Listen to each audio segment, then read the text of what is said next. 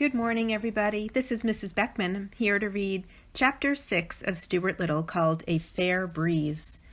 One morning when the wind was from the west, Stuart put on his sailor suit and his sailor hat, took his spyglass down from the shelf, and set out for a walk full of the joy of life and the fear of dogs. With a rolling gait, he sauntered along toward Fifth Avenue, keeping a sharp lookout. Whenever he spied a dog through his glass, Stuart would hurry to the nearest doorman, climb his trouser leg, and hide in the tails of his uniform. And once, when no doorman was handy, he had to crawl into a yesterday's paper and roll himself up in the second section till danger was past. At the corner of Fifth Avenue, there were several people waiting for the uptown bus, and Stuart joined them. Nobody noticed him because he wasn't tall enough to be noticed. I'm not tall enough to be noticed, thought Stuart, yet I'm tall enough to want to go to 72nd Street. When the bus came into view, all the men waved their canes and briefcases at the driver, and Stuart waved his spyglass. Then, knowing that the step of the bus would be too high for him, Stuart seized hold of the cuff of a gentleman's pants and was swung aboard without any trouble or inconvenience whatever. Stuart never paid any fare on buses because he wasn't big enough to carry an ordinary dime. The only time he ever attempted to carry a dime, he had rolled the coin along like a hoop while he raced along beside it, but had got away from him on a hill and had been snatched up by an old woman with no teeth. After that experience, Stuart contented himself with the tiny coins, which his father made for him out of tinfoil. They were handsome little things, although rather hard to see without putting on your spectacles. When the conductor came around to collect the fares, Stuart fished in his purse and pulled out a coin no bigger than the eye of a grasshopper. "What's that you're offering me?" asked the conductor. "It's one of my dimes," said Stuart. "Is it now?" said the conductor.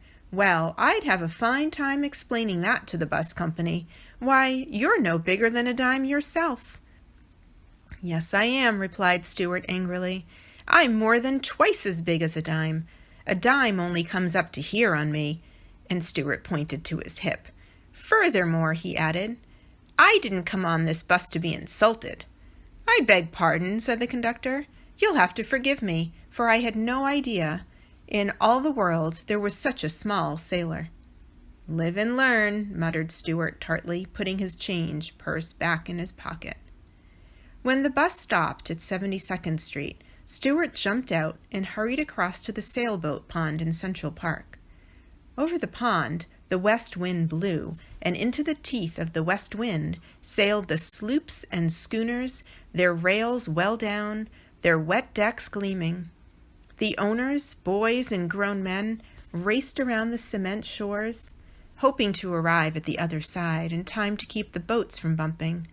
Some of the toy boats were not as small as you might think, for when you got close to them, you found that their main mast was taller than a man's head, and they were beautifully made, with everything ship-shape and ready for sea.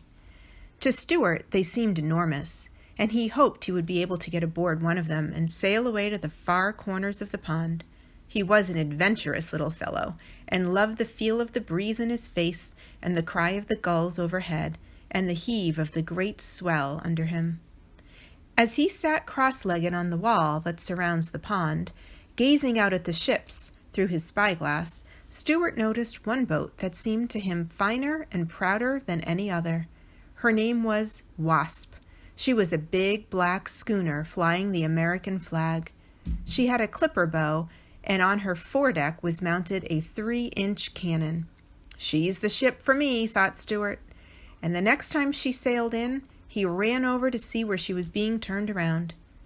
"Excuse me, sir," said Stuart to the man who was turning her, "but are you the owner of the schooner Wasp?" "I am," replied the man, surprised to be addressed by a mouse in a sailor suit. "I'm looking for a berth in a good ship," continued Stuart, "and I thought perhaps you might sign me on. I'm strong and I'm quick." "Are you sober?" asked the owner of the Wasp. "I do my work," said Stuart crisply. The man looked sharply at him. He couldn't help admiring the trim appearance and bold manner of this diminutive seafaring character. "Well," he said at length, pointing to the prow of the Wasp out toward the center of the pond, "I'll tell you what I'll do with you. You see that big racing sloop out there?" "I do," said Stuart. "That's the Lillian B. Wamroth," said the man, "and I hate her with all my heart." "Then so do I," cried Stuart loyally. "I hate her because she was always bumping into my boat," continued the man, "and because her owner is a lazy boy who doesn't understand sailing and who hardly knows a squall from a squid." "Or a jib from a jibe," cried Stuart.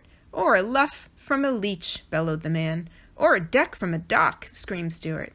"Or a mast from a mist," yelled the man. "But hold on now, no more of this. I tell you what we'll do.